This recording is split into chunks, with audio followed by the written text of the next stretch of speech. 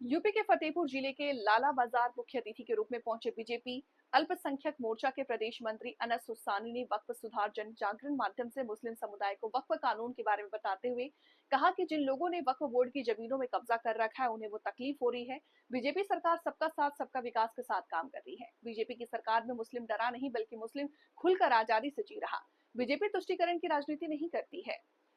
Congress Sapa BSP सहित तमाम पार्टियां कभी हमारे हित में नहीं सोचती, केवल टोपी लगाकर रोजा इफ्तार पार्टी में आकर के फोटो खिंचवाते हैं और अब हमारे वोट को अपनी बपौती समझते हैं। वहीं उन्होंने मुस्लिम समुदाय के लोगों से अपील की कि किसी के बहकावे में न आए। इस कानून के लागू होने से वक्फ बोर्ड के पास लिखित डाटा होगा और उसके साथ ही करोड़ों गमन कर रहे इस बिल की समस्या हो रही आम समुदाय से पहले इसकी होने वाली इनकम से कोई फायदा नहीं होता था, लेकिन वक्फ कानून आने से गरीब मुसलमान भाई के लिए स्कूल बनेंगे, हॉस्पिटल बनेंगे और रोजगार के लिए कई साधन खुलेंगे। उसके बाद हमारी पार्टी ने तय किया कि हम जो है मुस्लिम समाज के बीच जाके, क्योंकि जिस तरह CA/NRC के टाइम पे हम लोगों ने देखा था कि विपक्ष ने ऐसा भ्रम फैलाया कि मुसलमानों की नागरिकता चली जाएगी और उससे एक देश का माहौल ख़राब हुआ। तो हमने ये तय किया, हमारी पार्टी ने यह तय किया कि हमारी पार्टी मुस्लिम समाज के बीच जाएगी, अपनी बात रखेगी और इस कानून के गरीब लोगों को जो फ़ायदा हो रहा है उसके बारे में बताएगी। इसके में गरीब आदमी को चिंता करने की कोई ज़रूरत नहीं है, इसमें सिर्फ डरने की ज़रूरत है तो जो ठेकेदार, जो माफिया, जो मुतवल्ली, जो समाज की चीज़ों को लूट रहे हैं उनको सिर्फ डरने की ज़रूरत है।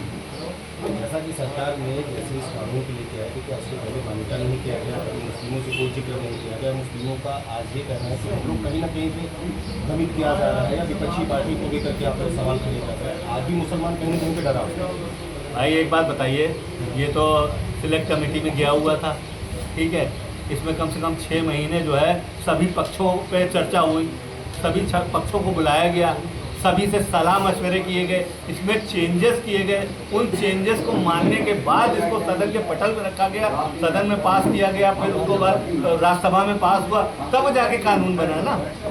सभी जितने पक्ष इसमें थे जिन्होंने ऑब्जेक्शन दिए थे, क्योंकि इसमें एक संसदीय कमेटी बनी थी, जगदम्बिका पाल जी जिसके अध्यक्ष थे, और पूरे देश में जाके उन्होंने सभी पक्षों को सुना, सारी आपत्तियों पर चर्चा हुई, बुला के सारे पक्षों से बात की।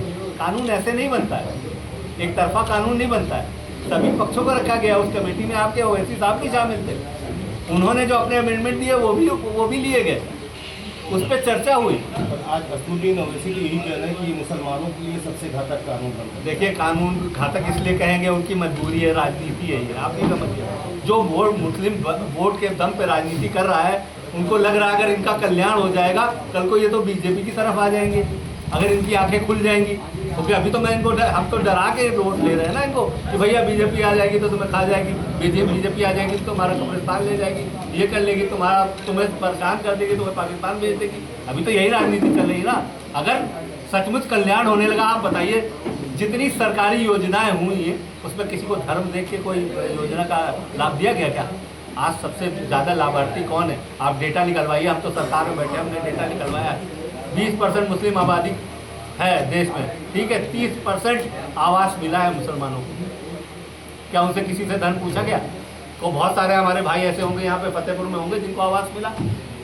उनको आवास कैसे मिला बताइए? सरकार ने ही तो दिया। क्या कहीं लिखा था कि मुसलमानों को आवास नहीं देना है?